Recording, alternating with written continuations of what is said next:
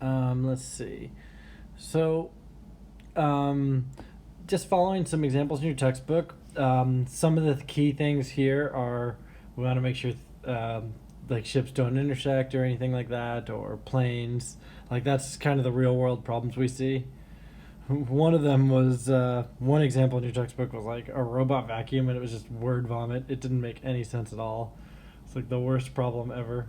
But they're just IB trying to write real world problems for us. But let's start with example 21 here. It says trajectory lines L1 and L2, two cargo ships, are given.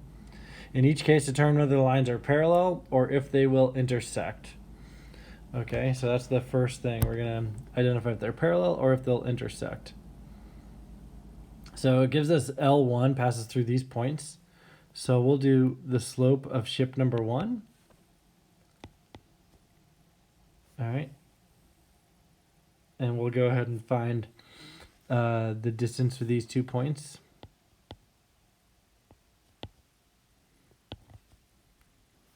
All right. And then -1 plus 2. Yeah.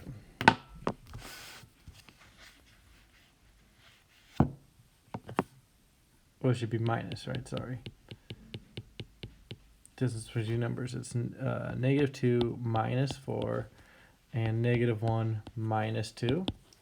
And we'll get -6 over -3. So that's a slope of +2. That's the first one.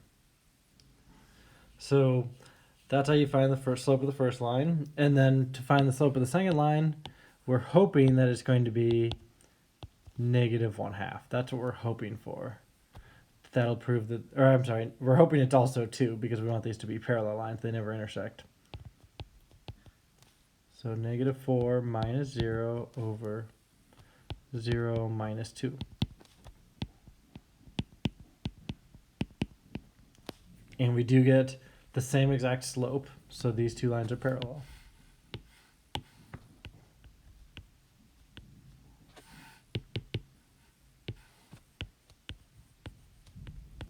So L1 and L2 are parallel. Whenever we're doing a slope of two different lines, we want to make sure to label them. So super important. So I've labeled M1 and I've labeled M2, just as simple as that. So here's the slope of line 1, all right, and the slope of line 2.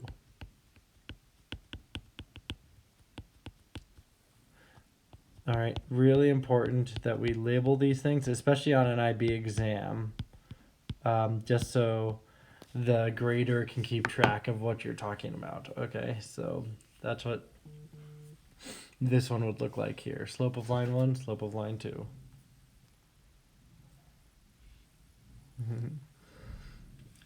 Okay. And now let's go ahead and see. I want you guys to try and find the slope of the second line. The slopes of the second two lines, sets of lines, and see what you can find. If they're parallel or if they're not parallel. All right, so give example 22 a try. See if you can prove perpendicular lines there. All right, and the reason I'm in the basement today is because we have guys on the roof. So that's why I'm hanging out. Hanging out in the basement today. Yeah, I'll talk more about that in a minute. Okay, so I ended up getting +4/5 for one of them, I think. 4 minus 2, and then -1 minus 6, which would be like -1 plus 6. So I got +4/5, and then for the other one, I got -5/2. Couldn't it be 2/5 for M1? M1, why do we have 2/5? Yes, you're right. See, I knew I did something wrong. Haha. Thank you. Good catch. 2/5. 4 minus 2 is not 4. It is indeed 2. So we got 2/5 and -5/2. So yes, these lines are perpendicular. And that's good because that's important when you're trying to fix a roof structure. You want someone that knows what they're doing and knows how to make perpendicular lines so they work properly. So yeah, so Mrs. Street and I are getting solar panels installed on our roof in the next few days. So we're very excited about that. But yeah, there's a math problem for you guys right there. Is But it's expensive to get solar panels installed. I think we're paying somewhere around $18,000 to have solar panels installed, and our power bill in December was about $110, which it's always higher in the winter than it is in the summer. But if you can do the math, right? How long will it take to pay off those solar panels? There's a good math problem for you. The answer is a few years. A while. You'll have your own kids by the time we pay off our solar panels. But it's once it's paid off though, then you get free electricity after that. So that'll It's worth it in the long run. it's worth it in the long run. Yes, exactly. So we're very excited about it. So we're very excited to be going, quote unquote, off the grid, sort of, even though we're still on the grid, because you have to be hooked up to the grid to have solar panels. So anyway, yeah. So we're very excited about that. But yeah, it is an expensive investment, but hopefully it'll be worthwhile. The cool thing is these companies try and match your power bill, so you don't have to pay, like theoretically you don't have to pay anything out of pocket. You're just paying that same monthly payment that was already your power bill. You're just paying it to the solar company instead of the power company until the panels are paid off. That's kind of a cool project, kind of a cool idea. Anyway, so when you guys are thinking about getting solar panels, you should well, when you have your own house and you're thinking about getting solar panels, you should look into that. It's a cool program. All right, moving on. Let's try example 24 here. A machine is set to make parallel cuts on wooden boards. The cuts are made along two straight lines. All right, L2 has an equation y equals 6. L1 has a gradient of 3 minus x over 4. Find x. All right, so we know they're going to be parallel lines, so we got to figure out what x is going to be. All right, so let's figure that out.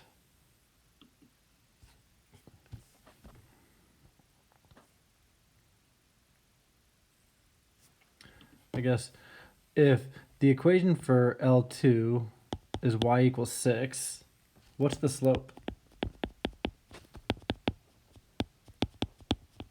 There is no slope. That's right. Yeah, exactly. The slope is 0.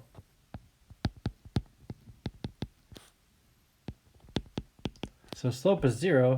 So and they're parallel lines. So what we want to do is we want to take our other one, set it equal to 0.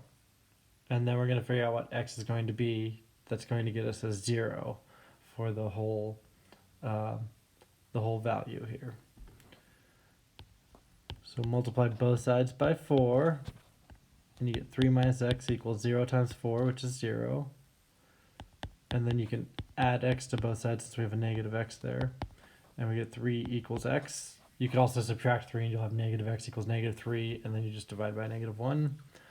But yeah, it turns out that x is going to equal 3. That's going to give us a slope of 0 for line 1 to be parallel.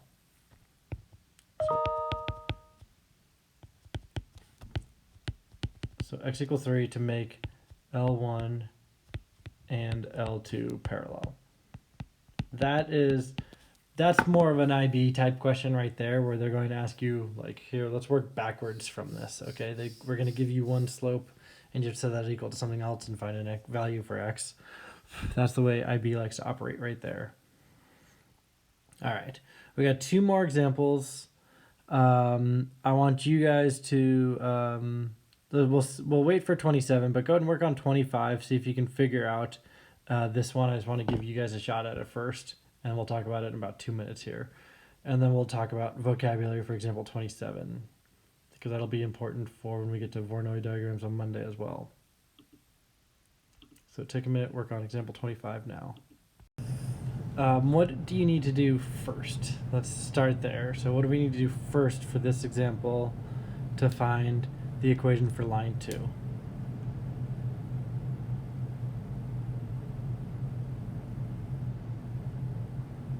I basically rewrote y equals mx plus b and then plugged in the point 3 negative 1 and I just solved for b. Okay. What'd you use for m? 2x, since that's the slope of the other one. Exactly. Well, the slope of the other one is 2. Yes. So you would use 2 for the other one, from the other one. Exactly right. So that's it. You would just use the same equation from the other one, use the slope, and now we're just solving for b like that.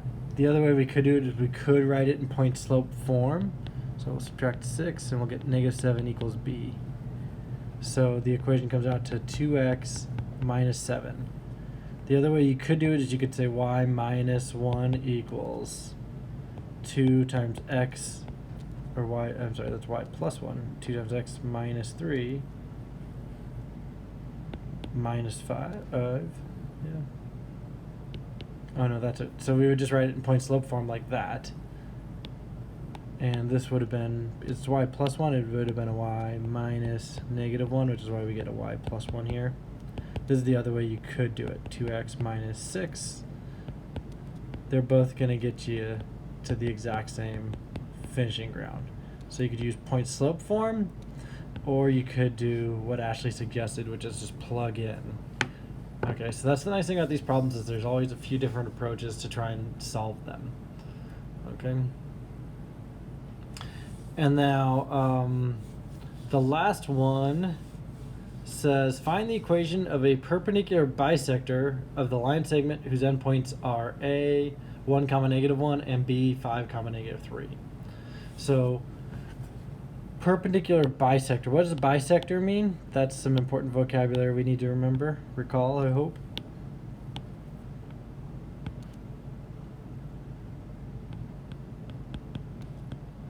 Bisector means you're cutting perfectly in half. So if we were to sketch this line, there's a point 1 comma -1 and 5 comma -3. This would be your bisector. And perpendicular means we need to find the slope of this line, and then we're going to take the negative reciprocal of it, and then we also need to find the midpoint of this line, and we're going to run the perpendicular bisector through that midpoint. So that's the key for this last problem. So first, find the slope. I'm going to erase this picture here. It's taking up a lot of space.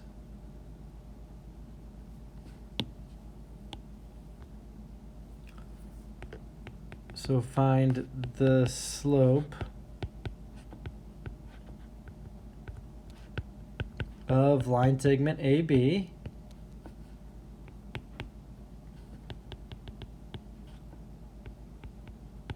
Then find the negative reciprocal of the slope.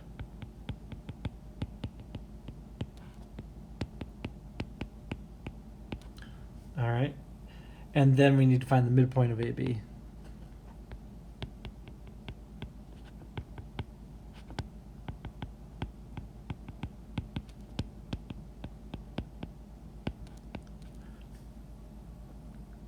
And then we'll write an equation with that slope that goes through that midpoint value. That's how we'd find a perpendicular bisector.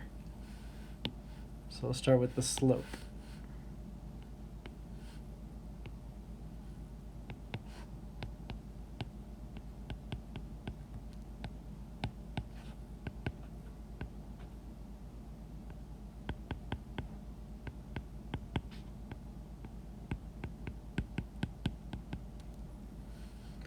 All right, perfect. Reciprocal of that slope. We'll say the slope of a perpendicular line, so I'm going to use that perpendicular symbol to represent that.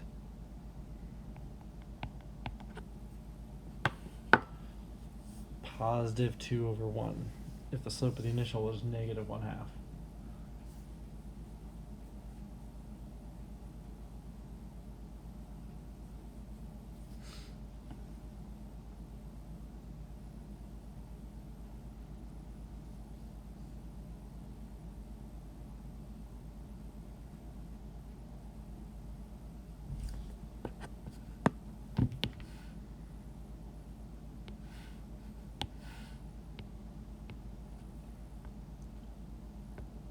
And then number 3, find the midpoint of AB.